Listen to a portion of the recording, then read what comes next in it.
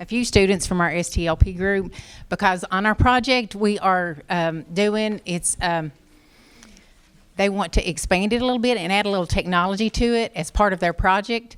So this is Wyatt Whitaker and Jarrett Neese. I'm an occupational therapist for Perry County Schools, and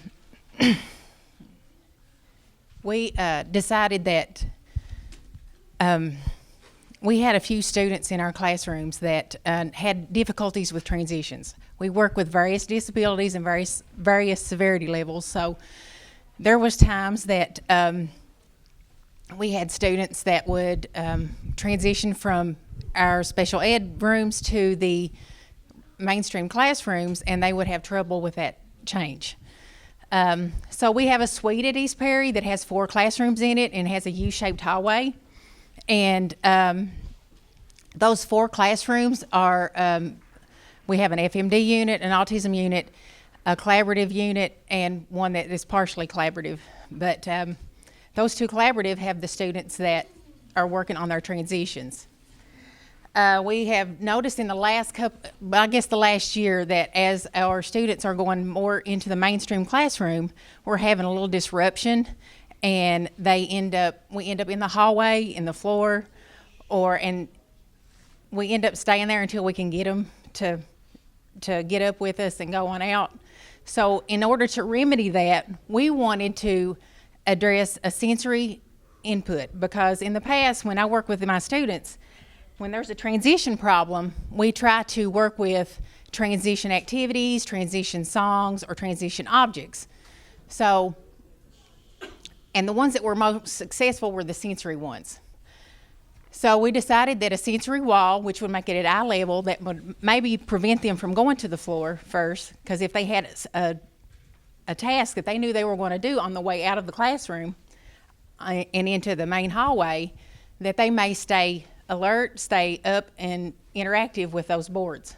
So we have purchased a bubble wall, a busy bee maze, some things that they have to turn, some textured that's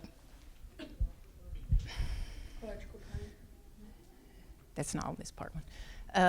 Some textured circles and mirrors that are going to be placed eye level throughout the hallway. In order to keep them upright, and then they get to go out the hallway and interact with those things as they're going to class. We're hoping that this gives enough sensory input that when they do go out that way, that they will be more alert. They will be willing to sit in the classroom for longer periods. We will have an increase in our inclusion in our instruction time, and a decrease in our behaviors and our behaviors of concern. So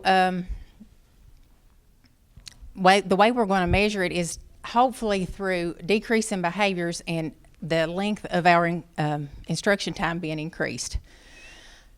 Also, as part of the wall, on the way back in, it may be considered a reward for them if they come back from the classroom knowing that they have successfully sat in the classroom and participated and listened to the teacher, that when they're coming back through, they have that to look forward to as they go back into the classroom.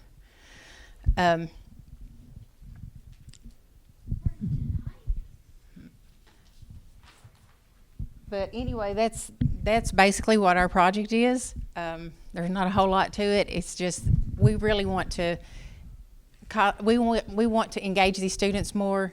We're trying so hard to get inclusion and instruction time in the regular classroom, and increasing that with sensory-based input prior to and after the classroom is what we feel like will do it with our particular students.